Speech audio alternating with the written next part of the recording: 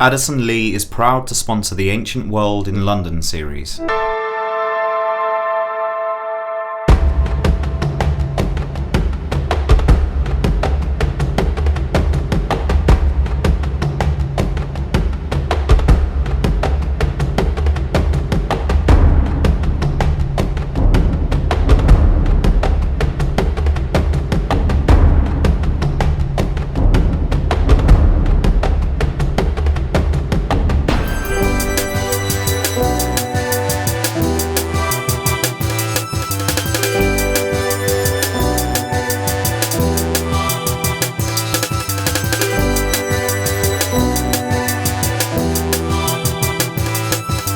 This video is about the age of exploration, when Britain's travellers explored the world in search of great discoveries and amazing artefacts. Well, EES stands for Egypt Exploration Society.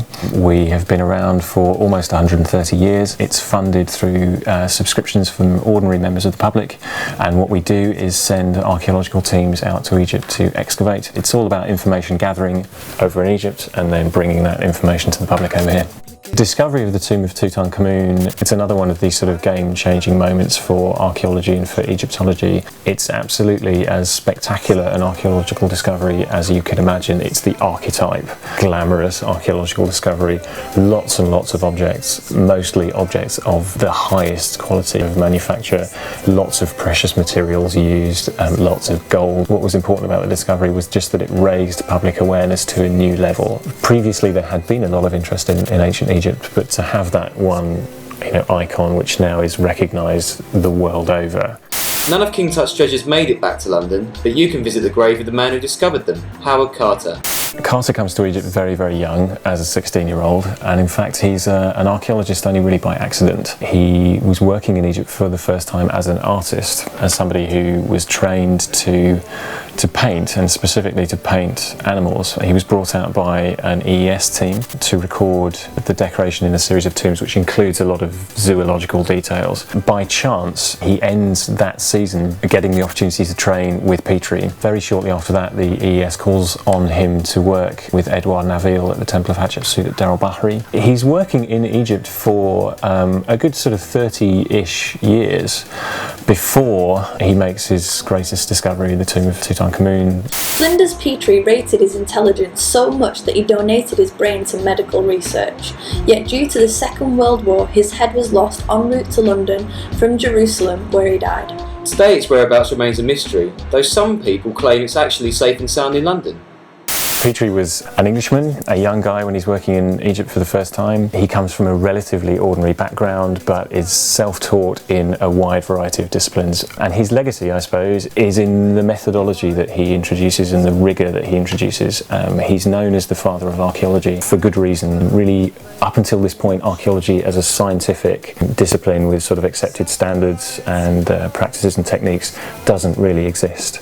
And it's only until you get somebody like Petrie, who has an enormous career during which to develop his techniques and to sort of show the world that this is what works. Petrie realised that by excavating the settlement, there would be a lot to be gained about this sort of daily life, how people actually lived, houses, what they kept in their houses, what they were doing.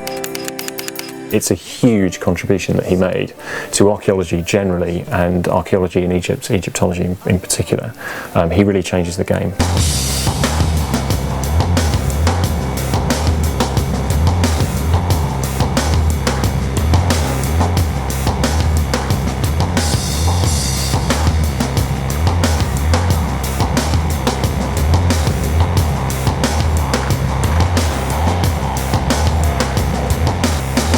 The lion hunt is just one of Layard's great discoveries, in a career that saw him uncover great Near Eastern cities like Nimrud and Babylon.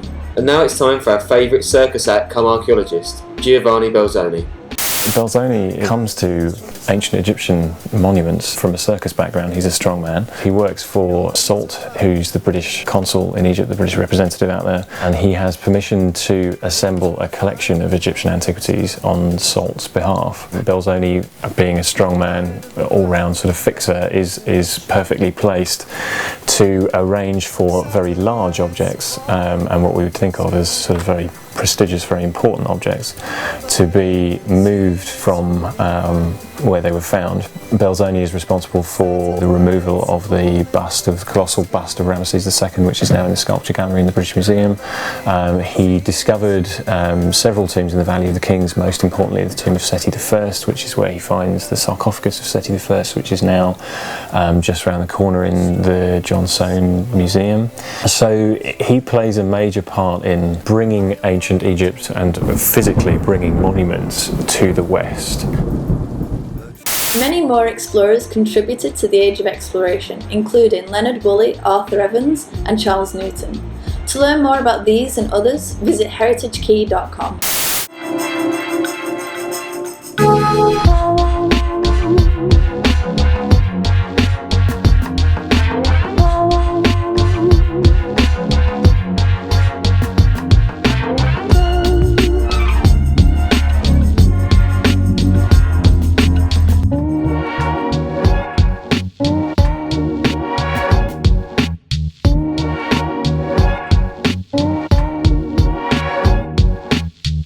Thank you.